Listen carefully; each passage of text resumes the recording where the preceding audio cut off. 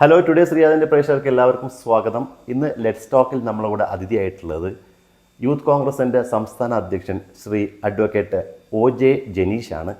Sir നമ്മുടെ ചാനലിലേക്ക് സ്വാഗതം. നമസ്കാരം സാർ. ഇപ്പോൾ നമ്മുടെ തൃശ്ശൂർ OICCയുടെ നിങ്ങളുടെ സ്വന്തം നാടിൻ്റെ ഒരു OICCയുടെ പരിപാടിക്ക് വേണ്ടിയാണ് റിയാദിലെത്തിയിട്ടുള്ളത്.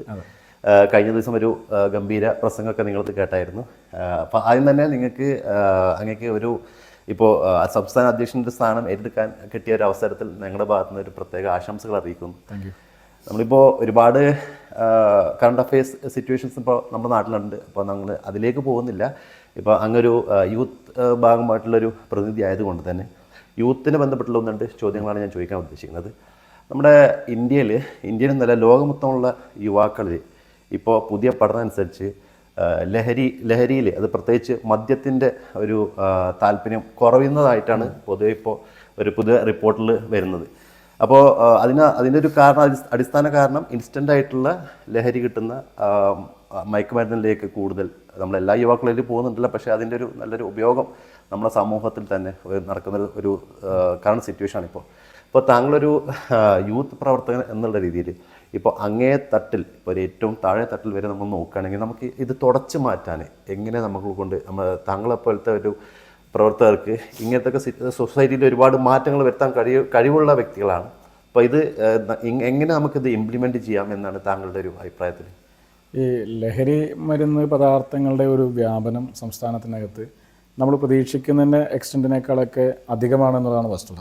ഇപ്പോൾ മുൻകാലങ്ങളിൽ ചെറുപ്പക്കാർക്കിടയിലുണ്ടായിരുന്ന ഒരു ശീലം മദ്യപാന ശീലമാണെങ്കിൽ ഇന്ന് പൊതുവെ മദ്യപാന ശീലം അങ്ങനെയുള്ള ആളുകളെ വളരെ കുറച്ചേ കാണാൻ സാധിക്കുള്ളൂ. അതിനേക്കാൾ വീര്യം കൂടിയതും അതിനേക്കാൾ എളുപ്പം ഒരു വീര്യത്തിലേക്ക് എത്തിക്കാൻ കഴിയുന്നതുമായ ലഹരി പദാർത്ഥങ്ങളാണ് ഇന്നത്തെ തലമുറയ്ക്കിടയിലേക്ക് വ്യാപിച്ചുകൊണ്ടിരിക്കുന്നത്. അത് നമ്മുടെ സംസ്ഥാനത്തെ ഗവേണൻസിൻ്റെ ഒരു പോരായ്മ കൂടിയാണ്. രാജ്യത്തും സംസ്ഥാനത്ത് നിൽക്കുന്ന ഒരു ഭരണകൂട പരാജയം കൂടി തന്നെ അതിൻ്റെ ഭാഗമായിട്ടുണ്ട്. കാരണം ഈ മാരകമായ ലഹരി പദാർത്ഥങ്ങളൊക്കെ സുലഭമായി നമ്മുടെ നാട്ടിൻപുറങ്ങളിലടക്കം ലഭ്യമാകുന്നൊരു സാഹചര്യം ഉണ്ടാകുന്നെന്ന് പറഞ്ഞാൽ അത് നമ്മുടെ ഇതിൻ്റെ ലോ എൻഫോഴ്സ്മെൻറ്റ് ഏജൻസികളുടെ ഒരു പരാജയം കൂടിയാണ്. ഇപ്പോൾ സംസ്ഥാനത്തിനകത്ത് എക്സൈസ് ഡിപ്പാർട്ട്മെൻറ്റിൻ്റെ ഉദ്യോഗസ്ഥന്മാരുടെ എണ്ണം പരിശോധിച്ച് നോക്കിയാൽ 5000-ന് മുകളിലോ നിൽക്കുന്ന എണ്ണം മാത്രമാണ് എക്സൈസ് ഡിപ്പാർട്ട്മെൻറ്റിനകത്ത് ഉദ്യോഗസ്ഥന്മാരുള്ളൂ. അപ്പോൾ ഇത്തരത്തിലുള്ള നർക്കോട്ടിക്സ് ആയാലും ഇത്തരത്തിലുള്ള ഈ വ്യാപനമുള്ള ഡ്രഗ്സ് ആയാലൊക്കെ ഇത് പ്രതിരോധിക്കാൻ കഴിയുന്ന ഒരു ഫോഴ്സ് എക്സൈസ് സംവിധാനങ്ങൾക്കില്ല എന്നുള്ളൊരു പോരായ്മ നമ്മുടെ മുമ്പിൽ നിൽക്കുന്നുണ്ട്. പലപ്പോഴും അവരെല്ലാം തന്നെ ഈ ബോധവൽക്കരണ ക്ലാസ്സുകളായിട്ട് നടക്കുകയാണ്. ബോധവൽക്കരണ ക്ലാസ്സുകൾക്ക് അപ്പുറത്തേക്ക് ഒരു ലോ എൻഫോഴ്സ്മെൻറ്റിൻ്റെ ഭാഗമായിട്ടുണ്ടാകേണ്ട ഒരു സംവിധാനമാണത്. അത് ഫലപ്രദമായി വിനിയോഗിക്കപ്പെടുന്നില്ല. ഇപ്പോൾ ഒരു വാട്സാപ്പിൽ ഒരു മെസ്സേജ് അയച്ചാൽ പോലും 10-15 മിനിറ്റുകൾക്കകം തന്നെ നമ്മുടെ സംസ്ഥാനത്തിനകത്ത് ഏത് കുഗ്രാമങ്ങളിൽ പോലും ഈ MDMA പോലെയുള്ള മാരകമായ ലഹരി പദാർത്ഥങ്ങൾ ലഭ്യമാകുന്നു എന്ന് പറഞ്ഞാൽ അത് സ്കൂൾ കുട്ടികളടക്കമുള്ള ആളുകൾ അത് ഉപയോഗിക്കുന്നു എന്നൊക്കെ പറഞ്ഞാൽ അതിൻ്റെ വ്യാപനം അത്രത്തോളം തീവ്രമാണ്. അപ്പോൾ ഇതിൻ്റെ സപ്ലൈ ചെയിൻ്റെ ഭാഗമായി കുട്ടികളെ കൂടി ഇവർ ഉപയോഗിച്ചുകൊണ്ടിരിക്കുകയാണ്. ആദ്യഘട്ടത്തിലൊക്കെ സൗജന്യമായി കൊടുക്കും, പിന്നെ ചോക്ലേറ്റിലും നമ്മുടെ മധുര പലഹാരങ്ങളൊക്കെ കലർത്തി കൊടുക്കും, അതിനുശേഷം പിന്നെ പണം വാങ്ങി കൊടുക്കും. അതിനടിമപ്പെട്ട് കഴിഞ്ഞാൽ പിന്നെ പണം കൊടുക്കാനില്ലാത്ത കുട്ടികളെ സംബന്ധിച്ച് അതിൻ്റെ കാരിയറാക്കും. അപ്പോൾ ആ കുട്ടികൾ അത് ഒരു സ്ഥലത്തു നിന്ന് മറ്റൊരു സ്ഥലത്തേക്ക് എത്തിക്കുന്നതിന് പകരമായി ഈ ലഹരി പദാർത്ഥങ്ങൾ അവർക്ക് കൊടുക്കുന്നൊരു സംവിധാനം ഉണ്ടാവുകയാണ്. അപ്പോൾ ഇതിൻ്റെ ഒരു വ്യാപനവും ഇതിൻ്റെ ഒരു സപ്ലൈ ചെയിനായിട്ട് ഉപയോഗിക്കപ്പെടുന്നതും സ്വയം അറിയാതെ ഈ ചെറുപ്പക്കാരായ വിദ്യാർത്ഥികളും അതടക്കമുള്ള ആളുകളാണ്. ഇന്നത്തെ ക്യാമ്പസുകളെ അത് വലിയ രീതിയിൽ സ്വാധീനിക്കുന്നുണ്ട്. സ്കൂൾ കുട്ടികൾക്കിടയിൽ പോലും വലിയ രീതിയിൽ ഇത്തരത്തിൽ ലഹരി പദാർത്ഥങ്ങൾ ഉണ്ടാകുന്നുണ്ട്. പെൺകുട്ടികൾക്കിടയിൽ പോലും ഇതിൻ്റെ ഒരു വ്യാപനം വളരെ തീവ്രമായി തന്നെ നമുക്ക് കാണാൻ വേണ്ടി സാധിക്കുന്നുണ്ട്. അപ്പോൾ അത് നമ്മുടെ സമൂഹത്തിനകത്തൊരു വലിയ അരാജകത്വം ഉണ്ടാക്കുന്നുണ്ട് എന്നുള്ള കാര്യത്തിൽ തർക്കമില്ല. അതിനെ പ്രതിരോധിക്കാൻ സംസ്ഥാനത്തിനകത്ത് സാധിക്കേണ്ടതാണ്. പക്ഷേ ഒരു വാർത്ത നിരന്തരമായി ഉയർന്നു വന്ന സമയത്ത് കുറച്ച് ദിവസത്തെ പ്രകടമായി കാണിച്ചു വെച്ച കുറച്ച് പരിപാടികൾ അത് അവസാനിച്ചു പോയി. സംസ്ഥാന ഗവൺമെൻറ് ആയാലും മാധ്യമങ്ങൾ പോലും അതിനുശേഷം അവഗണിച്ചു. ഇപ്പോൾ മാധ്യമങ്ങളാരും തന്നെ ഈ ലഹരി ഉപയോഗവുമായി ബന്ധപ്പെട്ട ക്യാമ്പയിൻ ഇപ്പോൾ മുന്നോട്ട് കൊണ്ടുപോകുന്നില്ല എന്നുള്ള വസ്തു നമുക്ക് എല്ലാവർക്കും അറിയാം. ഈ സർക്കാരിൻ്റെ ഭാഗത്ത് നിന്ന് ആ ദിവസങ്ങളിൽ വലിയ രീതിയിലുള്ള ഇടപെടൽ എന്നൊക്കെ പറഞ്ഞ് ചില സെലിബ്രിറ്റികളെയൊക്കെ അറസ്റ്റ് ചെയ്യുന്ന കാഴ്ചയൊക്കെ കണ്ടു. അപ്പോൾ 6 ഗ്രാം കഞ്ചാവ് വെച്ച് പിന്നെ ഒരു ഗായകനെ അറസ്റ്റ് ചെയ്തു. 2 ഗ്രാം കഞ്ചാവുമായി ഹൈബ്രിഡ് കഞ്ചാവുമായിട്ട് ഒരു യുവ സംവിധായകനെ അറസ്റ്റ് ചെയ്തു. അത് വലിയ വാർത്താ പ്രാധാന്യം കൊടുത്തു. അങ്ങനെയുള്ള ചില ഗിമ്മിക്കുകൾ കൊണ്ട് ഇതിനെ പ്രതിരോധിക്കാൻ വേണ്ടി സാധിക്കില്ല. കാരണം ഈ 2 ഗ്രാം കഞ്ചാവോ 6 ഗ്രാം കഞ്ചാവോ അല്ല ഈ സംസ്ഥാനത്തിനകത്ത് ഇതുപോലെ ഈ വ്യാപനത്തിലേക്ക് എത്തിച്ചത്. ഇവർക്കിത് എവിടെ നിന്ന് കിട്ടുന്നു എന്നുള്ള സോഴ്സാണ് പ്രശ്നം. അപ്പോൾ കുട്ടികളിൽ നിന്ന് MDMA പിടിച്ചാലും അല്ലെങ്കിൽ ഏതെങ്കിലും ഹോട്ടലിലൊക്കെ റെയ്ഡ് നടത്തിച്ച് യുവാക്കളിൽ നിന്നൊക്കെ ഇത്തരം മാരകമായ ലഹരി പദാർത്ഥങ്ങൾ പിടിച്ച് അതൊരു 2 ദിവസത്തെ വാർത്ത, അതിൻ്റെ ഭാഗമായിട്ട് റിമാൻഡ്, അതിൻ്റെ ഭാഗമായി ആ പിടിക്കപ്പെടുന്ന ആളുകൾ ജയിലിലേക്ക് പോകുന്നു. ഇതൊക്കെ ശരി തന്നെ. ഇത് എവിടെ നിന്ന് വരുന്നു? എവിടെയാണ് ഇതിൻ്റെ സോഴ്സ്, കേരളത്തിനകത്തേക്ക് ഏത് സംസ്ഥാനത്തു നിന്നാണ് വരുന്നത്, അവിടെ ഇതിൻ്റെ സപ്ലൈ ചെയ്യുന്ന ആരാണ്, ആരാണ് ഇതിൻ്റെ ഈ പ്രൊഡക്ഷൻ അല്ലെങ്കിൽ ആരാണ് ഇതിൻ്റെ ഈ വിതരണം മുഴുവനായിട്ട് നടത്തിക്കൊണ്ടിരിക്കുന്നത്. അപ്പോൾ കോടികൾ മറയുന്ന ഒരു ബിസിനസ്സാണ് ഇന്നിപ്പോൾ ഈ സിന്തറ്റിക് ഡ്രഗ് എന്ന് പറയുന്നത്. അപ്പോൾ ഇതിൻ്റെ കണ്ണി മുറിക്കുന്നതിൽ സംസ്ഥാന ഗവൺമെൻറ് പരാജയപ്പെടുന്നുണ്ട്, കേന്ദ്ര ഗവൺമെൻറ് പരാജയപ്പെടുന്നുണ്ട്. ലോകത്തെ ഏറ്റവും വലിയ വ്യാപാരം നടക്കുന്നത് ആയുധ നിർമ്മാണവും ആയുധ വ്യാപാരവും അതോടൊപ്പം തന്നെ മദ്യവ്യാപാരവുമായിരുന്നു. എന്നാൽ ഇന്ന് മദ്യവ്യാപാരത്തിൻ്റെ ഔദ്യോഗികമായ കണക്കുകൾക്കൊക്കെ എത്രയോ ഇരട്ടിയാണ് അനൗദ്യോഗികമായി ബ്ലാക്ക് മാർക്കറ്റിലൂടെ വിതരണം ചെയ്യപ്പെടുന്ന ഈ സിന്തറ്റിക് ഡ്രഗിൻ്റെ ഭാഗമായിട്ടുള്ള എന്നുള്ളതാണ്. അപ്പോൾ ഇതിൻ്റെ ഭാഗമായ പരസ്യങ്ങളും ചെറുപ്പക്കാരെ കുട്ടികളെയൊക്കെ സ്വാധീനിക്കാൻ വേണ്ടി കഴിയുന്ന രീതിയിലുള്ള ചില തരത്തിലുള്ള ഇടപെടലുകളും സിനിമകളിൽ ഉൾപ്പെടെ കാണിക്കുന്ന ചില രംഗങ്ങളൊക്കെ ഈ യുവാക്കളെയും ചെറുപ്പക്കാരെയൊക്കെ ഇതിൻ്റെ ഭാഗമായിട്ടൊക്കെ സ്വാധീനിക്കുന്ന രീതിയിലാണ് അതിൻ്റെ ചിത്രീകരണം ഉൾപ്പെടെയൊക്കെ നടക്കുന്നത്. അപ്പോൾ ഇതിനെതിരെ നടത്തുന്നു എന്ന് പറയപ്പെടുന്ന എല്ലാ പ്രചരണങ്ങളും സത്യത്തിൽ ഇതിന് ഗുണകരമായി മാറുന്ന രീതിയിലേക്കാണ് പോകുന്നത്. അപ്പോൾ ഇതിനെ നമുക്ക് ഈ ലഹരി മരുന്നിൻ്റെ വ്യാപനത്തെ വളരെ വളരെ ഫലപ്രദമായി തന്നെ നേരിടാൻ വേണ്ടി കഴിയണമെങ്കിൽ സംസ്ഥാനത്തിനകത്ത് ഇതിൻ്റെ ലോ എൻഫോഴ്സ്മെൻറ്റ് ഏജൻസി ആയിട്ടുള്ള എക്സൈസ് ഡിപ്പാർട്ട്മെൻറ്റ് ഉൾപ്പെടെയുള്ള സംവിധാനങ്ങളെ ശാക്തീകരിക്കാൻ വേണ്ടി കഴിയണം. അവിടെ കൂടുതൽ ആളുകളെ വിന്യസിക്കാൻ വേണ്ടി കഴിയണം. അവർക്ക് കുറേ കൂടിയൊക്കെ അധികാരം കൊടുക്കാൻ വേണ്ടി സാധിക്കണം. വളരെ ഗ്രാസ് റൂട്ട് ലെവലിൽ തന്നെ ഇതുമായി ബന്ധപ്പെട്ട ബോധവൽക്കരണ പരിപാടികൾ ഉണ്ടാകണം. സ്കൂളുകളിലും അതോടൊപ്പം തന്നെ കുടുംബങ്ങൾക്കും ഇതിനെ സംബന്ധിച്ച് കൃത്യമായ ധാരണ കൊടുക്കാൻ വേണ്ടി സാധിക്കണം. അതിലൊക്കെ തന്നെ സംസ്ഥാന ഗവൺമെൻറ് പരാജയപ്പെട്ടു എന്നുള്ളതാണ് പ്രധാനപ്പെട്ട വസ്തുത. മുൻകാലങ്ങളിൽ നമ്മുടെ നാട്ടിൻപുറങ്ങളിലെ ഗ്രൗണ്ടുകളും കളിസ്ഥലങ്ങളും പൊതു ഇടങ്ങളൊക്കെ സജീവമായിരുന്നത് പോലെ ഇന്നത്ര സജീവമല്ല എന്നുള്ള വസ്തു നമുക്ക് എല്ലാവർക്കും അറിയാം. മുൻകാലങ്ങളിൽ പ്രാദേശികമായ ഉത്സവങ്ങളോ ആഘോഷ പരിപാടികളിലൊക്കെ സംഘാടനത്തിൽ യുവാക്കളും വിദ്യാർത്ഥികളും ചെറുപ്പക്കാരൊക്കെ അണിനിരുന്നത് പോലെ ഇന്നത്തെ തലമുറ അത്രത്തോളം താല്പര്യപ്പെടുന്നില്ല. സ്വാഭാവികമായും ജനിച്ച തലമുറയിലെ ചെറുപ്പക്കാരൊന്നും തന്നെ അത്തരം മേഖലകളിൽ വളരെ അപൂർവമായി മാത്രമേ അതിൻ്റെ നേതൃരംഗത്തേക്ക് വരുന്നുള്ളൂ. അപ്പോൾ ഇതിൻ്റെയൊക്കെ ഒരു പ്രശ്നം എന്താണെന്ന് വെച്ചാൽ നേതൃരംഗത്ത് നിൽക്കുന്ന ആളുകളെ സംബന്ധിച്ച് അതിപ്പോൾ ഒരു ഉത്സവ കമ്മിറ്റി ആയാലും ഒരു പള്ളിയിലെ പെരുന്നാളിൻ്റെ നടത്തിപ്പിൻ്റെ ഭാഗമായിട്ട് നിൽക്കുന്ന ആളുകളായാലും മറ്റേതെങ്കിലും തരത്തിലുള്ള യൂത്ത് ക്ലബിൻ്റെയൊക്കെ ഭാഗമായി നടത്തുന്ന സ്പോർട്സ് ഇവൻസിൻ്റെ ഭാഗമായി നിൽക്കുന്ന ചെറുപ്പക്കാരാണെങ്കിൽ തന്നെ അവരെ സംബന്ധിച്ച് സ്വാഭാവികമായി ഉണ്ടായി വരുന്നൊരു സാമൂഹ്യ പ്രതിബദ്ധതയുണ്ട്. ആ സാമൂഹ്യ പ്രതിബദ്ധതയുടെ ഭാഗമായി വരുന്ന തലമുറയുടെ എണ്ണം വളരെ കുറഞ്ഞുകൊണ്ടിരിക്കുകയാണ്. നമ്മളെ ഈ സോഷ്യൽ മീഡിയയ്ക്ക് പുറത്ത് സമൂഹ മാധ്യമത്തിലേക്ക് ഈ യുവാക്കളെ കുറേ കൂടി കൊണ്ടുവരാൻ വേണ്ടി സാധിച്ചാൽ ഇതിൻ്റെ ഒരു സാമൂഹ്യ പ്രതിബദ്ധതയുടെ ഭാഗമായി അവർ തന്നെയാണ് ഇത് പ്രതിരോധിക്കേണ്ടതെന്ന ഒരു ബോധ്യത്തിലേക്ക് എത്തിക്കാൻ വേണ്ടി സാധിച്ചാൽ കുറേയൊക്കെ ഇത് മാറ്റിയെടുക്കാൻ വേണ്ടി സാധിക്കുന്നുള്ളതാണ് മനസ്സിലാക്കുന്നത്. അപ്പോൾ ചെറുപ്പക്കാരായ ആളുകൾക്ക് കൂടിയിരിക്കാനും അവർക്ക് ഏർപ്പെടാനും പൊതുകളി സ്ഥലങ്ങളും പൊതുവിടങ്ങളൊക്കെ കൂട്ടണം. അതിന് വേണ്ടുന്ന തരത്തിലുള്ള ഇടപെടലുണ്ടാകണം. ഈ സ്പോർട്സിനോടൊരു കമ്പമുണ്ടായിരുന്ന ആളുകളുടെ എണ്ണം കുറയുന്നു. മറ്റ് കായിക വിനോദങ്ങളുടെ കമ്പമുണ്ടായിരുന്ന ആളുകളുടെ എണ്ണം കുറയുന്നു. കലാപരമായ ആക്ടിവിറ്റീസിൻ്റെ ഭാഗമായിട്ടുണ്ടായിരുന്ന ആളുകളുടെ എണ്ണം കുറയുന്നു. അതൊക്കെ നമ്മൾ മനസ്സിലാക്കുന്നത് ഇതിനൊക്കെ ഭാഗമായി ചെലവഴിക്കേണ്ട ഒരു ലിമിറ്റ് എനർജി അത് മറ്റൊരു മേഖലയിലേക്ക് പോവുകയാണ്. ആ എനർജി അവരെവിടെയെങ്കിലും വേസ്റ്റ് ചെയ്യപ്പെടുകയാണ്. അവിടെയാണ് ഈ പറയുന്ന ഈ അരാജകവാദികൾ വന്ന് പിടിമുറക്കുന്നത്. ക്യാമ്പസുകളിലെ രാഷ്ട്രീയം അവസാനിപ്പിച്ചു. പലപ്പോഴായിട്ട് പലതരത്തിൽ നടന്നിട്ടുള്ള പലതരത്തിലുള്ള ഇടപെടലിൻ്റെ ഭാഗമായി ക്യാമ്പസ് രാഷ്ട്രീയത്തിനകത്ത് ചെറുപ്പക്കാരെയൊക്കെ പിന്നോട്ടടിക്കുന്ന ഒരു സമീപനം ഉണ്ടായി. ആ ക്യാമ്പസ് രാഷ്ട്രീയത്തിൽ നിന്ന് അവർ പുറകിലേക്ക് പോയതിൻ്റെ ഒരു പോരായ്മ സംഭവിച്ചെന്താ, അവരുടെ ഇടപെടലിൻ്റെ മേഖലകൾ കുറഞ്ഞു. ഒരു വിദ്യാർത്ഥി നേതാവ് വിദ്യാർത്ഥിയിൽ നിന്നൊരു വിദ്യാർത്ഥി നേതാവാകുന്നത്, സാമൂഹ്യ പ്രതിബദ്ധതയുള്ള ഒരു യുവാവായി മാറുന്നത്, നാളുകളിലെ സമൂഹത്തെ നയിക്കുന്ന ഒരു ഭരണാധികാരിയായി മാറുന്നത്, ഇതിൻ്റെയൊക്കെ ഒരു പ്രോസസ്സിന് വിദ്യാർത്ഥി രാഷ്ട്രീയത്തിനുള്ള പങ്കുണ്ടായിരുന്നു. ദൗർഭാഗ്യവശാൽ ഇന്ന് കേരളത്തിലെ പ്രധാനപ്പെട്ട ക്യാമ്പസുകൾ, ഓട്ടോണമസ് ക്യാമ്പസുകൾ ഉൾപ്പെടെയുള്ള ക്യാമ്പസുകളൊക്കെ തന്നെ വിദ്യാർത്ഥി രാഷ്ട്രീയത്തെ കലാലയത്തിന് പടിക്ക് പുറത്തേക്ക് പറഞ്ഞയച്ചു. പടിക്കകത്തേക്ക് കടന്നു വന്നത് ലഹരി മരുന്ന് വ്യാപനത്തിൻ്റെ ഭാഗമായ മാഫിയകളാണ്. അവരെ നിയന്ത്രിക്കാൻ ഈ പറയുന്ന മാനേജ്മെൻറ്റുകൾക്കോ സർക്കാരിനോ ആർക്കും തന്നെ സാധിക്കുന്നില്ല. സ്വന്തം അമ്മയെ പോലും കൊലപ്പെടുത്താവുന്ന ലഹരിയിലേക്ക് ഒരു ചെറുപ്പക്കാരൻ കടന്നു പോകുന്നുണ്ടെങ്കിൽ, ഒരു കുടുംബത്തിലെ 6 പേരെ വളരെ നിഷ്ഠൂരമായി കൊലപ്പെടുത്തുന്ന ഒരു മാനസികാവസ്ഥയിലേക്ക് ഒരു യുവാവ് കടന്നു വരുന്നുണ്ടെങ്കിൽ, ഏറ്റവും വേണ്ടപ്പെട്ട അമ്മയുടെ സഹോദരൻ്റെ ബന്ധുക്കളുടെയൊക്കെ രക്തം തൻ്റെ ശരീരത്തിലേക്ക് ചിതറിത്തെറിച്ച് വീഴുമ്പോൾ പോലും കൈവിറയ്ക്കാതെ മനസ്സുമെടുക്കാതെ തളരാതെ വീണ്ടും വീണ്ടും അതേ കുറ്റം ആവർത്തിക്കപ്പെടാൻ കഴിയുന്നുണ്ടെങ്കിൽ അത് അയാൾ ഉണ്ടാക്കിയെടുക്കുന്ന ആ ഒരു ക്രൂരതയുടെ മുഖം അതെങ്ങനെയാണ് ഉണ്ടാകുന്നത്? അത് ഇത്തരത്തിലുള്ള ലഹരിക്ക് അടിമപ്പെടുന്നതിൻ്റെ ഭാഗമായിട്ടുണ്ടാകുന്നത്. അപ്പോൾ ലഹരിക്ക് അടിമപ്പെട്ടാൽ ജീവിതമില്ലെന്നും യഥാർത്ഥ ജീവിതത്തിൻ്റെ ലഹരി അത് മറ്റു പലതുമാണെന്നും തിരിച്ചറിയാൻ കഴിയുന്ന രീതിയിലേക്കുള്ളൊരു വലിയ ക്യാമ്പയിൻ അതെല്ലാ മേഖലയിലെയും ആളുകൾ, യുവജന സംഘടനകളും വിദ്യാർത്ഥി സംഘടനകളും രാഷ്ട്രീയ നേതൃത്വങ്ങളും ഭരണ സംവിധാനവും നമ്മുടെ കലാകായിക സംസ്കാര രംഗത്ത് വെക്കുന്ന ആളുകൾ എല്ലാവരും കൂടി ഏറ്റെടുത്ത് മാത്രമേ നമ്മുടെ നാളുകളിലെ തലമുറയെ ഈ രീതിയിൽ അരാജകവാദത്തിലേക്ക് തള്ളിവിടാതെ പിടിച്ചെടുക്കാൻ വേണ്ടി സാധിക്കുമെന്നാണ് ഞാൻ വിശ്വസിക്കുന്നത്. കേരളത്തിലെ ഈ പറയുന്ന ലഹരി വ്യാപനത്തിൻ്റെ കാരണക്കാരൻ ആ ചെറുപ്പക്കാരനല്ല, അയാൾ അതിൻ്റെ ഒരു വിക്ടിമാണ്. പലപ്പോഴും നമ്മളിതിൻ്റെ ഭാഗമായി അറസ്റ്റ് ചെയ്യപ്പെടുന്ന ആളുകളെ നമ്മൾ ആഘോഷിക്കുന്നത് അവരാണ് ഇതിൻ്റെ വ്യാപനം നടത്തുന്ന ആളുകൾ എന്ന രീതിയിലാണ്. അവരല്ല വ്യാപനം, അവരിതിൻ്റെ വിക്ടിംസാണ്. അവരെ വിക്ടിമാക്കിയ സിസ്റ്റം ഏതാണ്? ആ സിസ്റ്റത്തെയാണ് തകർക്കേണ്ടത്. അതിന് പകരം പിടിക്കപ്പെടുന്ന ഓരോ വ്യക്തികളെ സമൂഹത്തിൽ കൂട്ടമായി ആക്രമിക്കുന്നു.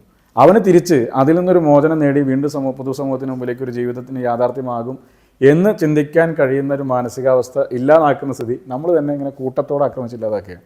ഡെമോക്രാറ്റിക് ആൻഡ് സെക്യുലർ ആയിട്ടുള്ള നമ്മുടെ രാജ്യത്ത് ഇപ്പോൾ ഫാസിസ്റ്റ് ശക്തികൾ ദിവസേന അവർ പല രീതിയിൽ പല കാര്യങ്ങൾ ചെയ്യുന്നു. ഇന്ത്യൻ ഭരണഘടന തന്നെ ഈവൻ മാറ്റാനുള്ള പല നീക്കുപോക്കുകൾ അത് നടക്കുന്നു.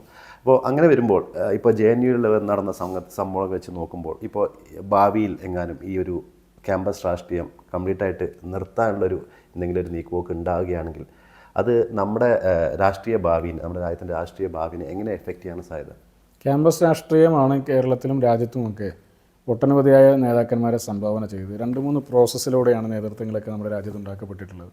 സ്വാതന്ത്ര്യ സമര കാലഘട്ടത്തിൽ സമര നേതൃത്വങ്ങളായി ഉയർന്നു വന്ന ഒരു വലിയ നിര നമ്മുടെ രാജ്യത്തിനകത്തുണ്ടായിരുന്നു. അതിനുശേഷം സ്വാതന്ത്ര്യ സമ്പാദനത്തിന് ശേഷം പിന്നീടുള്ള വിദ്യാർത്ഥി മുന്നേറ്റങ്ങളുടെ ഭാഗമായി ഉയർന്നു വന്ന ഒരു വലിയ നിരയുണ്ട്. രാജ്യത്തെ ആഭ്യന്തരമായ സമര പോരാട്ടങ്ങളുടെ ഭാഗമായി ഉയർന്നു വന്ന വലിയ നേതൃനിരയുണ്ട്. അപ്പോൾ എപ്പോഴും ഒരു നേതൃത്വത്തെ വാർത്തെടുക്കുന്നതിൽ ക്യാമ്പസ് രാഷ്ട്രീയത്തിന് വലിയ പങ്കുണ്ട്.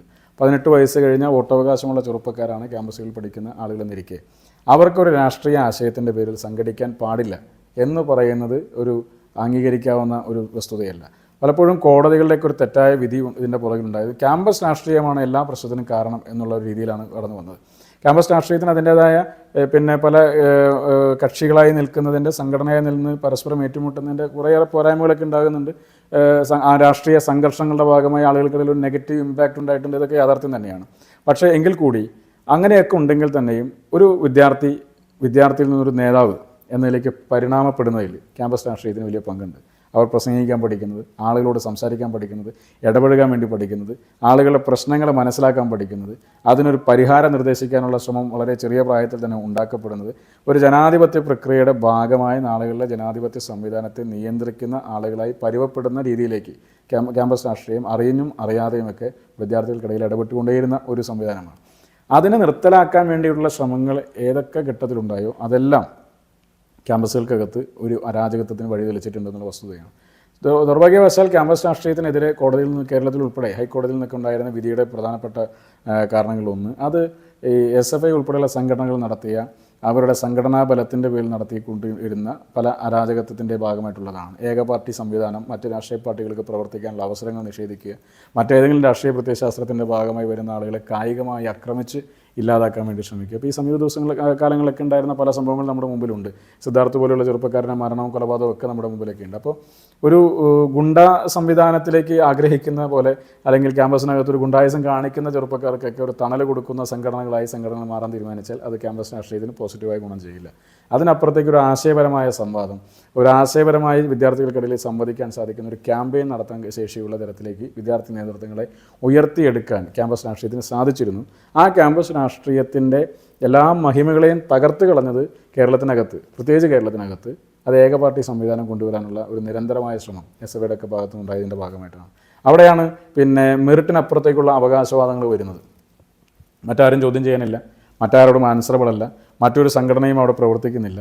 അപ്പോൾ അധ്യാപകരെ ഭയപ്പെടുത്തുന്നു, പരീക്ഷകളിൽ ക്രമക്കേട് കാണിക്കുന്നു, അതല്ലെങ്കിൽ അറ്റൻഡൻസ് അനർഹമായ അറ്റൻഡൻസ് വാങ്ങിയെടുക്കാനുള്ള ബലം പിടിക്കുന്നു, മറ്റ് എതിർ വിദ്യാർത്ഥി സംഘടനയിൽപ്പെടുന്ന ആരെങ്കിലുമൊക്കെ പ്രവർത്തിക്കാൻ വേണ്ടി വന്നാൽ അവരെയൊക്കെ ആക്രമിക്കാൻ വേണ്ടി ശ്രമിക്കുന്നു. ആക്രമിച്ചൊരു രാഷ്ട്രീയത്തിന് നിലനിൽക്കാൻ വേണ്ടി സാധിക്കില്ല. ആശയങ്ങളാണല്ലോ മനുഷ്യരെ സ്പർശിക്കുന്നത്. അല്ല ഒരു വ്യക്തി അവൻ കായികമായി ഏറ്റുമുട്ടിയത് കൊണ്ടല്ലല്ലോ, അല്ലെങ്കിൽ അവൻ്റെ കായികമായ ബലം കണ്ടിട്ടല്ലല്ലോ കേരളം മുഴുവനുള്ള വിദ്യാർത്ഥികൾ ഒരു രാഷ്ട്രീയ പ്രസ്ഥാനത്തിൻ്റെ ഭാഗമായിട്ട് മാറുക. അതിനപ്പുറത്തേക്ക് ആ വിദ്യാർത്ഥി പ്രസ്ഥാനം മുന്നോട്ട് വെക്കുന്ന ആശയത്തിൻ്റെ ഭാഗമായിട്ടാണ് ചെറുപ്പക്കാരെ അതിൻ്റെ ഭാഗമായിട്ട് കടന്നു വരേണ്ടത്. അപ്പോൾ ആശയപരമായൊരു സംവാദം കേരളത്തിലെ ക്യാമ്പസുകളിൽ നിന്ന് അന്യമായിക്കൊണ്ടിരിക്കുന്ന ഒരു വസ്തുതയാണ്. അതിന് ഈ പറയുന്ന ഇടതുപക്ഷ സംഘടനകളിലേക്ക് ഒരു അക്രമ രാഷ്ട്രീയത്തിൻ്റെ സ്വഭാവം ഇതിൻ്റെയൊക്കെ ഒരു ഗതിയെ മാറ്റിവിട്ടിട്ടുണ്ട്. എന്നാൽ അങ്ങനെയൊക്കെ നിൽക്കുമ്പോൾ തന്നെ ഈ ക്യാമ്പസ് രാഷ്ട്രീയത്തെ നിരോധിക്കാനുള്ള അല്ലെങ്കിൽ അതില്ലായ്മ ചെയ്യാനുള്ള ശ്രമങ്ങളും നമ്മുടെ രാജ്യത്ത് സ്വാഭാവികമായി ഉയർന്നു വരേണ്ടുന്ന വളരെ അക്കാഡമിക്കലായിട്ടുള്ള നേതൃത്വത്തെ ഇല്ലാതാക്കുകയാണ്.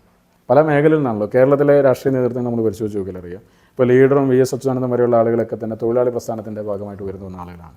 അതിനുശേഷം AK ആൻ്റണിയും ഉമ്മൻചാണ്ടിയും അടക്കമുള്ള നേതാക്കന്മാരെ, വയലറിവ് അടക്കമുള്ള നേതാക്കന്മാരൊക്കെ വിദ്യാർത്ഥി രാഷ്ട്രീയത്തിൻ്റെ ഭാഗമായിട്ട് ഉയർന്നു വന്ന ആളുകളാണ്. അപ്പോൾ അവരൊക്കെ ഓരോ കാലഘട്ടത്തിൽ വിദ്യാർത്ഥി രാഷ്ട്രീയത്തിൻ്റെ ഭാഗമായി വരുമ്പോൾ അവരൊക്കെ മുന്നോട്ട് വെച്ച ആശയങ്ങൾ ജനങ്ങൾക്കിടയിൽ ചർച്ചയായതുകൊണ്ടാണ് അവരെല്ലാം വലിയ നേതൃരംഗത്തേക്ക് കടന്നു വന്നത്. ഇപ്പോൾ AK ആൻ്റണി 37-ാമത്തെ വയസ്സിൽ കേരളത്തിൻ്റെ മുഖ്യമന്ത്രിയാണ്, വളരെ ചെറിയ പ്രായത്തിലാണ്. അതിൻ്റെ കാരണം എന്താണ്? അതിൻ്റെ കാരണം അദ്ദേഹത്തിന് ഒരു വിദ്യാർത്ഥി പ്രസ്ഥാനത്തിൻ്റെ നേതൃരംഗത്ത് നിന്ന് ജനങ്ങളെ ആശയപരമായി സംവദിക്കാൻ സാധിച്ചുകൊണ്ട്, യുവജന പ്രസ്ഥാനത്തിൻ്റെ ഭാഗമായി നിന്ന് ആശയപരമായി സ്പർശിക്കാൻ സാധിച്ചുകൊണ്ടാണ് ആ രാഷ്ട്രീയ നേതൃത്വങ്ങളായിട്ട് മാറുന്നത്. അപ്പോൾ അങ്ങനെ ഒരു പുതിയ രാഷ്ട്രീയ നേതൃത്വങ്ങളെ ഇല്ലാതെ പോകുന്ന ഒരു സാഹചര്യം സ്വാഭാവികമായിട്ട് കടന്നു വരും. അതിന് ബദലായി നമ്മൾ പറയുന്ന മറ്റു പലതും അതിന് വേരുറപ്പില്ലാതെ പോകുന്ന ഒരു സാഹചര്യം കൂടിയുണ്ട്. അപ്പോൾ ക്യാമ്പസ് രാഷ്ട്രീയം എന്തുകൊണ്ടും ഒരു ഇന്ത്യ പോലെ ഒരു വൈവിധ്യങ്ങളുള്ള ഒരു ജനാധിപത്യ രാജ്യത്തിന് അത് അനിവാര്യമാണ്. അതില്ലായ്മ ചെയ്യാൻ വേണ്ടി ശ്രമിക്കുന്നത് വളരെ ദോഷകരമാണ്. അവിടെ അരാജകവാദം വരും, അവിടെ ലഹരി മരുന്ന് മാഫിയകൾ കടന്നു വരും, അവിടെ വർഗീയത വരും. ഈ ശ്രദ്ധിച്ചു നോക്കിയാൽ അറിയാം, വളരെ അരാജകമായൊരു സമൂഹത്തിലാണ് ഈ ലഹരിക്കും സ്ഥാനമുള്ളൂ, ഈ വർഗീയമായ കാഴ്ചപ്പാടുകൾക്കും സ്ഥാനമുള്ളൂ. അല്ലാതെ ജനാധിപത്യപരമായി നിൽക്കുന്ന വളരെ ഉന്നതമായ മൂല്യങ്ങളെ സംബന്ധിച്ച് വിശ്വസിക്കുന്ന, പഠിക്കുന്ന, വായിക്കുന്ന, ചിന്തിക്കുന്ന തലമുറകൾക്കിടയിൽ വർഗീയതയ്ക്ക് എവിടെ സ്ഥാനം? അവിടെ എവിടെയാണ് ലഹരിക്ക് എവിടെ സ്ഥാനം? അപ്പോൾ ഇതൊക്കെ വർഗീയതയും ലഹരിയും ഒക്കെ കടന്നു വരുന്ന ഒരു അരാജക സമൂഹത്തിനിടയിലാണ്. അപ്പോൾ അരാജകത്വം ഉണ്ടാകാൻ പാടില്ല, അവിടെ ഒരു നായകത്വം ഉണ്ടാകണം. അതിന് വിദ്യാർത്ഥി രാഷ്ട്രീയം ഗുണകരമാണ്. രാജ്യത്ത് എല്ലായിടത്തും അത് ഉണ്ടാകണം എന്നുള്ളതാണ് എൻ്റെയൊക്കെ അഭിപ്രായം. ഞങ്ങളെല്ലാം വിദ്യാർത്ഥി രാഷ്ട്രീയത്തിൻ്റെയൊക്കെ ഭാഗമായിട്ട് തന്നെ കടന്നു വന്നതാണ്. താങ്കളിപ്പോൾ OICCയുടെ ഒരു തൃശ്ശൂർ ജില്ലയുടെ പ്രോഗ്രാമിന് വേണ്ടി വന്നു. അപ്പോൾ നിങ്ങൾ പൊതുവേ നമ്മൾ പ്രവാസികൾക്ക് ഒരുപാട് പരാതികളും പ്രശ്നങ്ങളൊക്കെ ഉണ്ടാവും.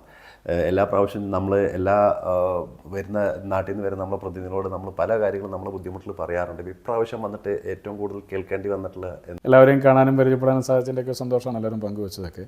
എന്നിരുന്നാൽ തന്നെയും പ്രവാസികളാണ് നമ്മുടെ സംസ്ഥാനത്തിൻ്റെ ഒരു പ്രധാന നട്ടെല്ല്. നമ്മുടെ കേരളം എന്ന് പറയുന്ന സംസ്ഥാനത്തിനകത്ത് ഇന്നുണ്ടായിട്ടുള്ള വികസനം എന്ന് പറയുന്നത് അതൊരു കാലഘട്ടത്തിൽ കേരളത്തിൽ നിന്ന് തൊഴിൽ തേടി കടൽ കടന്ന് പിന്നെ GCC രാജ്യങ്ങളിലേക്കൊക്കെ കടന്നു വന്ന ആളുകൾ അവരുടെ അധ്വാനത്തിൻ്റെ ഭാഗമായി സമാഹരിച്ച പണം അത് നമ്മുടെ നാട്ടിൽ കൊണ്ടുവന്ന് തിരിച്ച് ഇൻവെസ്റ്റ് ചെയ്യാൻ തീരുമാനിച്ചുകൊണ്ട് അവിടെ പിന്നെ അതിൽ റിയൽ എസ്റ്റേറ്റിൽ ഇൻവെസ്റ്റ് ചെയ്ത ആളുകളുണ്ട്, അതല്ലാതെ മറ്റു പല മേഖലയിൽ ഇൻവെസ്റ്റ് ചെയ്ത ആളുകളുണ്ട്. അപ്പോൾ കേരളത്തിൻ്റെ ഒരു പൊതു സാമ്പത്തിക സ്ഥിതി എന്ന് പറയുന്നത് അത് പ്രവാസികൾ പകുതി, ആ പൊതു സാമ്പത്തിക സ്ഥിതിയുടെ ഒരു പകുതിയെങ്കിലും അത് പ്രവാസികൾക്ക് അവകാശപ്പെട്ടതാണ്. ചെറുതും വലുതുമായി പിന്നെ ഇവിടെ നിന്ന് സമ്പാദിക്കുന്ന ആളുകൾ അത് അവിടെ ഉപയോഗിക്കാൻ തീരുമാനിച്ചുകൊണ്ടുണ്ടായിരുന്ന ഒരു നേട്ടമാണ്. അതേസമയം തന്നെ ആ പ്രവാസികളെ സംബന്ധിച്ച് വലിയ പ്രയാസങ്ങൾ ഒരുപാടുണ്ട്. അവർ കടൽ കടന്ന് ഇവിടെ വന്ന് പല തലത്തിൽ ജോലി ചെയ്യുന്ന ആളുകളെ സംബന്ധിച്ച് വളരെയധികം പ്രയാസങ്ങളും മറ്റു ബുദ്ധിമുട്ടുകളൊക്കെ ഒരുപാട് ഉണ്ടാകുന്നുണ്ട്. അതിലൊക്കെ കൃത്യമായ ഒരു ഇടപെടലൊക്കെ നമ്മുടെ നാട്ടിൽ നിന്നൊക്കെ ഉണ്ടാകണം. അതോടൊപ്പം തന്നെ എല്ലാ കാലഘട്ടത്തിലും പ്രവാസികൾ ഉന്നയിക്കുന്ന ഏറ്റവും പ്രധാനപ്പെട്ട ആവശ്യമാണ് പ്രവാസി വോട്ടവകാശം ഉൾപ്പെടെയുള്ള കാര്യങ്ങളൊക്കെ തന്നെ. പക്ഷേ അതേ സമയത്ത് തന്നെ ഇപ്പോൾ SIR നടപ്പാക്കുമ്പോൾ ഏറ്റവും കൂടുതൽ വോട്ട് ഇല്ലാതെ പോകാൻ പോകുന്നതും ഇതേ പ്രവാസി സമൂഹത്തിന് തന്നെയാണ്. ഇപ്പോൾ SIRൻ്റെ ഭാഗമായ റിവിഷനൊക്കെ പൂർത്തീകരിക്കപ്പെട്ട് കഴിഞ്ഞാൽ ഇപ്പോൾ നോ മാപ്പിംഗ് കഴിഞ്ഞ് മറ്റു കാര്യങ്ങളൊക്കെ കഴിഞ്ഞ് വരുമ്പോൾ ഇപ്പോൾ കരടാണുള്ളത്. ഇനി അതിൻ്റെ അന്തിമ പട്ടിക പ്രസിദ്ധീകരിക്കപ്പെടുന്ന സമയത്ത് ഒരുപക്ഷേ വോട്ടർ പട്ടികയിൽ നിന്ന് പേര് ഇല്ലാതെ പോയാൽ അത് പിന്നീട് പേര് ഉൾപ്പെടുത്താൻ വേണ്ടിയുള്ള ശ്രമങ്ങൾ, അതിന് വേണ്ടുന്ന രേഖകൾ, ഇതൊക്കെ നേരിട്ട് ഹാജരാവുക എന്നൊക്കെ പറഞ്ഞാൽ ഇന്ന് ജോലിയുടെ ഭാഗമായിട്ടൊക്കെ ഇവിടെ വന്ന് നിൽക്കുന്ന ആളുകളെ സംബന്ധിച്ച് അത്ര എളുപ്പത്തിൽ സാധിക്കുന്ന കാര്യമല്ല. അപ്പോൾ കേരളത്തിലെ പ്രവാസികളെ സംബന്ധിച്ച് തെരഞ്ഞെടുപ്പ് വരുമ്പോൾ അവർ ആ തെരഞ്ഞെടുപ്പ് സമയത്ത് വോട്ടർ പട്ടികയിൽ പേരുള്ള പ്രവാസികളൊക്കെ തിരിച്ച് നാട്ടിലേക്ക് വന്ന് അത് വീണ്ടും വന്ന് വോട്ട് ചെയ്യുന്ന സാഹചര്യമൊക്കെ ഉണ്ടാവാറുണ്ട്. അവരെ പോലും അങ്ങനെയുള്ള ആളുകളെയൊക്കെ സംബന്ധിച്ച് ഈ തെരഞ്ഞെടുപ്പിൽ ഈ SIRന് ശേഷമുള്ള വോട്ടർ പട്ടികയിൽ എന്താകും സ്ഥിതി എന്നുള്ളത് വളരെ ആശങ്കാജനകമാണ്. അപ്പോൾ നമ്മളൊക്കെ കുറേ കാലങ്ങളായിട്ട് ആഗ്രഹിക്കുന്നത് പ്രവാസികൾക്കും വോട്ടവകാശം കൊടുക്കണം എന്നുള്ളതിനൊക്കെ സംബന്ധിച്ചൊക്കെ തന്നെ. എനിക്ക് തോന്നുന്നു നാട്ടിലുള്ളതിനേക്കാൾ കൂടുതൽ ഇപ്പോൾ ചെറുപ്പക്കാർ ഇവിടെ വിദേശ രാജ്യങ്ങളിലുണ്ട്. GCCയിലെ പ്രവാസികളെ സംബന്ധിച്ചൊരു വ്യത്യാസം, ഇവിടേക്ക് വരുന്ന ആളുകളെല്ലാം തന്നെ ഇവിടെ വരുന്നു, ജോലി ചെയ്യുന്നു, പണം സമ്പാദിക്കുന്നു, നാട്ടിലേക്ക് അവരും വരുന്നു, അവരുടെ പണവും വരുന്നു എന്നുള്ളതാണ്. എന്നാൽ അതേസമയം തന്നെ ഇന്ന് നമ്മുടെ നാട്ടിൽ ഏറ്റവും പ്രധാനപ്പെട്ടിട്ടുണ്ട് ജർമ്മനിയിലേക്ക്, UK യിലേക്ക്, കാനഡയിലേക്കൊക്കെ പോവുക എന്നുള്ളതാണ്. മറ്റ് പിന്നെ പാശ്ചാത്യ രാജ്യങ്ങളിലേക്ക് പോവുക എന്നുള്ളതാണ്. അത് വലിയ വിദ്യാഭ്യാസ ലോണൊക്കെ എടുത്ത് വലിയ രീതിയിൽ പിന്നെ ഭൂമിയൊക്കെ പണയപ്പെടുത്തി ലോണൊക്കെ എടുത്ത് തരപ്പെടുത്തിയിട്ടാണ് ആ പണവുമായിട്ടൊക്കെയാണ് വിദേശത്തേക്ക് പോകുന്നത്. നമ്മുടെ നാട്ടിലെ സർവീസ് സഹകരണ ബാങ്കുകളിലെ ലോണിനായിട്ട് എടുക്കുന്ന പണവും പോകുന്നു. നമ്മുടെ സർക്കാർ സംവിധാനമോ അല്ലെങ്കിൽ നമ്മുടെ പൊതുവിദ്യാഭ്യാസ സംവിധാനത്തിൻ്റെയൊക്കെ ഭാഗമായി വളർത്തിയെടുത്ത പഠിപ്പിച്ചെടുത്ത നല്ല ഐക്യമുള്ള ചെറുപ്പക്കാർ അവരും പോവുകയാണ്. അവർ പണവുമായി തിരിച്ചു വരുന്നില്ല എന്ന് മാത്രമല്ല, അവർ ആ രാജ്യത്തിൻ്റെ പൗരന്മാരായിട്ട് മാറുകയാണ്. അപ്പോൾ ഒരു 10-18 വയസ്സ് വരെ നമ്മുടെ സ്റ്റേറ്റ് ഇൻവെസ്റ്റ് ചെയ്യുന്ന, അത് LDF, UDF, BJP ആരും ആയിക്കോട്ടെ, 10-18 വയസ്സ് വരെ നമ്മുടെ സ്റ്റേറ്റ് ഇൻവെസ്റ്റ് ചെയ്യുന്ന ഇൻഫ്രാസ്ട്രക്ചർ ഡെവലപ്മെൻറ്റിൻ്റെ കൂടി ഭാഗമായി കടന്നു വരുന്ന ഒരു ബൗദ്ധിക നേതൃത്വം, ബൗദ്ധിക വളർച്ച നേടിയ ചെറുപ്പക്കാരൻ. അവൻ നാട്ടിലെ അവൻ്റെ സമ്പാദ്യം മുഴുവൻ ഉപയോഗിച്ച് ഒരു വിസ സംഘടിപ്പിച്ച്, സ്റ്റുഡൻറ്റ് വിസയോ അല്ലെങ്കിൽ ജോലി വിസയോ മറ്റേ സംഘടിപ്പിച്ച് മറ്റൊരു രാജ്യത്തേക്ക് പോകുന്നു, പിന്നീട് തിരിച്ചു വരുന്നില്ല. അത് നമുക്കുണ്ടാക്കുന്ന ഒരു വലിയ ഡ്രെയിനിങ് ഉണ്ട്, വലിയൊരു ബ്രെയിൻ ഡ്രെയിനിങ് ഉണ്ട്. നമ്മുടെ സമൂഹം നേരിട്ടുകൊണ്ടിരിക്കുന്ന ഏറ്റവും പ്രധാനപ്പെട്ട മറ്റൊരു വിഷയം ഇന്നതാണ്. അപ്പം നമ്മുടെ ഈ കഴിഞ്ഞ തദ്ദേശ സ്വയംഭരണ സ്ഥാപനങ്ങളിലേക്കുള്ള തിരഞ്ഞെടുപ്പൊക്കെ നടക്കുന്ന ഘട്ടത്തിലൊക്കെ പലയിടങ്ങളിലും വോട്ട് അഭ്യർത്ഥിച്ചൊക്കെ പോകുന്ന ഘട്ടങ്ങളിലൊക്കെ ഞങ്ങൾക്ക് പോലും കാണാൻ സാധിച്ചിട്ടുള്ളത് പലയിടങ്ങളിലും പ്രായം ചെന്ന ആളുകൾ മാത്രമാണ് വീടുകൾക്കകത്തുള്ളൂ. ഇന്ന് കേരളത്തിലെ പ്രധാനപ്പെട്ട ഒരു ബിസിനസ്സായി ഈ പിന്നെ വയോധികരെ സംരക്ഷിക്കുന്ന ഒരു സംവിധാനം മാറുന്ന ഒരു ഘട്ടവും കാണുന്നുണ്ട്. അപ്പോൾ നമ്മുടെ ചെറുപ്പക്കാരൊക്കെ ഇങ്ങനെ നമ്മുടെ സംസ്ഥാനം വിട്ട് രാജ്യം വിട്ട് പോകുന്നത് അതത്ര ഗുണകരമായ കാര്യമല്ല. അപ്പോൾ GCCയിലെ പ്രവാസികളെ സംബന്ധിച്ച് അവരുടെ പരാതികളും എന്നും പറയുന്നതിൻ്റെ കാരണം അവർ ഇവിടെ നിന്ന് തിരിച്ച് നാട്ടിലേക്ക് വരാൻ എന്നും മനസ്സുകൊണ്ട് ആഗ്രഹിക്കുന്നുകൊണ്ടാണ്. ഇവിടെ സെറ്റിൽ ആകണം എന്നുള്ളതല്ല, നാട്ടിൽ വരണമെന്നും നാട്ടിലൊരു തുണ്ട് ഭൂമി വാങ്ങണമെന്നും അവിടെ ഒരു വീട് വെക്കണമെന്നും അവിടെ ഒരു ചെറിയ വ്യവസായം ആരംഭിക്കണമെന്നും ഒക്കെയാണ് അവരുടെയൊക്കെ പ്രധാനപ്പെട്ട ആഗ്രഹമൊക്കെ. എന്നാൽ അതേസമയം തന്നെ മറ്റേ രാജ്യങ്ങളിലേക്ക് പോകുന്ന ആളുകളെ സംബന്ധിച്ച് അങ്ങനെയല്ല. അവർ പോകുന്ന വഴി അങ്ങോട്ട് പോവുകയാണ്. നമ്മുടെ ഒരു പൗരനെ നഷ്ടപ്പെടുന്നു എന്നുള്ളതാണ് പ്രധാനപ്പെട്ട കാര്യം. ഇപ്പോൾ ഒരു പൗരൻ വെറുതെ ഉണ്ടാകുന്നതല്ല, അവൻ്റെ ചെറുപ്പകാലം മുതലുള്ള വിദ്യാഭ്യാസം, അവൻ്റെ പൊതു ആരോഗ്യം, മറ്റ് സംവിധാനങ്ങളിലൊക്കെ ഭാഗമായി ഒരു സിസ്റ്റം ഇടപെട്ട് വളർന്നു വരുന്ന ആളുകളാണ്. അത് നമുക്ക് നഷ്ടപ്പെടുന്നുണ്ട്. അപ്പോൾ അതൊക്കെ ഈ പ്രവാസ ലോകത്തെ പുതിയ ട്രെൻഡാണ്. അതിൽ എന്തുകൊണ്ടും ഇവിടേക്ക് GCCയിലേക്കൊക്കെ വരുന്ന ആളുകളെ സംബന്ധിച്ചൊക്കെ അവരിവിടെ വരുന്നതും അധ്വാനിക്കുന്നതും പണം സമ്പാദിക്കുന്നതൊക്കെ നമ്മുടെ രാജ്യത്തിൻ്റെ ഒരു അസറ്റായിട്ട് മാറുകയാണ്. അസറ്റ് നഷ്ടപ്പെടുന്നില്ല. അപ്പോൾ ഇവിടുത്തെ പ്രവാസികളെ വളരെ പ്രത്യേകമായി പരിഗണിക്കേണ്ടവരാണ് എന്ന അഭിപ്രായം തന്നെയാണ്. എന്തായാലും താങ്കളുടെ ഭാവി രാഷ്ട്രീയ ജീവിതത്തിൽ ഒരുപാട് നല്ല നല്ല മുഹൂർത്തങ്ങൾ ഉണ്ടാവട്ടെ, നല്ല നല്ല കയറ്റങ്ങൾ ഉണ്ടാവട്ടെ എന്ന് ആശംസിച്ചുകൊണ്ട് ഞങ്ങളിവിടെ ഇത്ര നേരം സമയം ചെലവഴിച്ചതിന് ഒരുപാട് നന്ദി. എന്തായാലും താങ്ക് യു സോ മച്ച്.